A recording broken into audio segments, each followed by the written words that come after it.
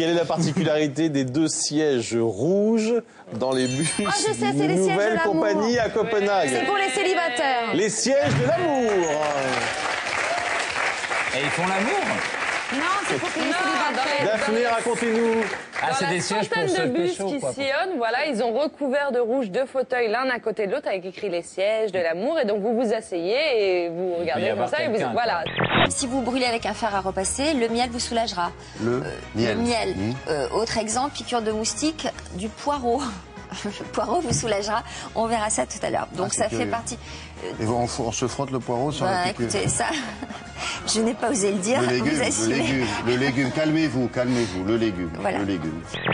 On est de religion catholique et en général, on ne vit pas ensemble avant de se marier. Donc, de toute façon, oui. C'est notre foi, c'est notre religion qui a un. Puis ça sert à rien de brûler les étapes. Je pense que bon. On a toute la vie pour vivre ensemble, donc on va pas. On va d'abord se marier, après on vit ensemble, on fait les choses à l'endroit, on met pas, comme on dit à la campagne, on met pas la charrue avant les bœufs. Le personnage célèbre que vous auriez rêvé d'être? Oui. Passe. Tom. Je sais pas. Rocco Siffredi. Oh. Édouard, Constance, vivez dans la joie en vous aimant comme vous l'avez promis. On s'est pas embrassé. Non, on s'embrasse pas. Enfin, mes sœurs l'ont jamais fait, moi je ne l'aurais pas fait. Non, on n'est pas très démonstratif. Donc, non. Nous sommes tout court, on n'a pas besoin de le montrer à tout le monde. S'ils nous croient pas, tant pis, nous c'est. C'est rien que pour nous. Dans quel resto vend-on des pizzas? Resto du cœur? Non, pardon? Stop! Les restos du cœur. En effet, s'il ne se dépareille pas de son sourire entre les critiques de Nathalie et l'assiette à peine entamée d'Alina, son inaltérable bonne humeur commence doucement à s'étioler. Elles me font ces deux-là. Oh bah alors Karine, quel langage? On lui connaissait un vocabulaire plus imagé. Oh là là, ça c'est aussi le pompon de la pomponnette.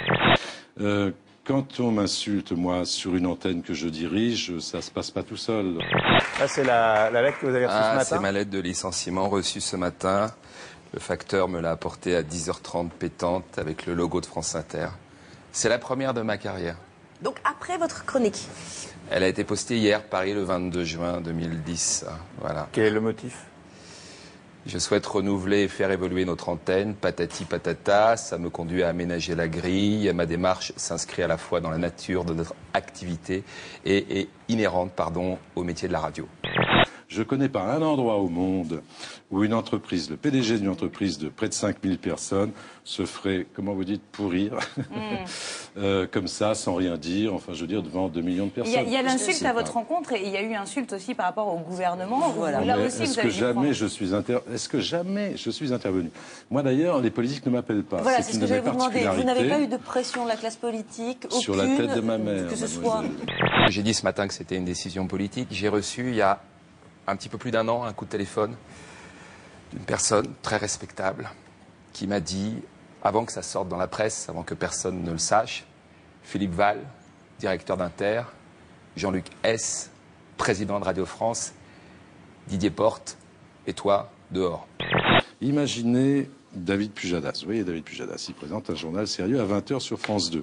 Et puis 5 minutes avant, j'aurais un type marrant qui viendrait dire je sodomise je sais pas qui, tout. Est-ce que franchement c'est fondamental pour la démocratie française?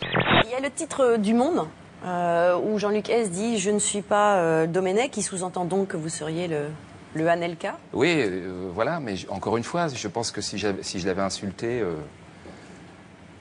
c'était évident, on m'aurait fichu dehors et on aurait eu raison de me mettre dehors. Mais je n'ai insulté personne. Guy avait cette distance avec lui-même, il n'était pas un gros égomaniaque mégalo. C'est-à-dire qu'il se prenait juste pour ce qu'il était. Quand ça allait très très mal avec quelqu'un, on lui disait là t'as charrié un peu, t'as fait mal ou t'as... Mais il a envoyé un bouquet de fleurs, je veux dire, on n'en parlait pas. Et Guillon sont de gros, comment vous avez dit, mégalomaniaques, je pense, oui, pardon, puisque je vais déclarer que je suis président humoriste, ça me donne le droit de tout dire en toute liberté.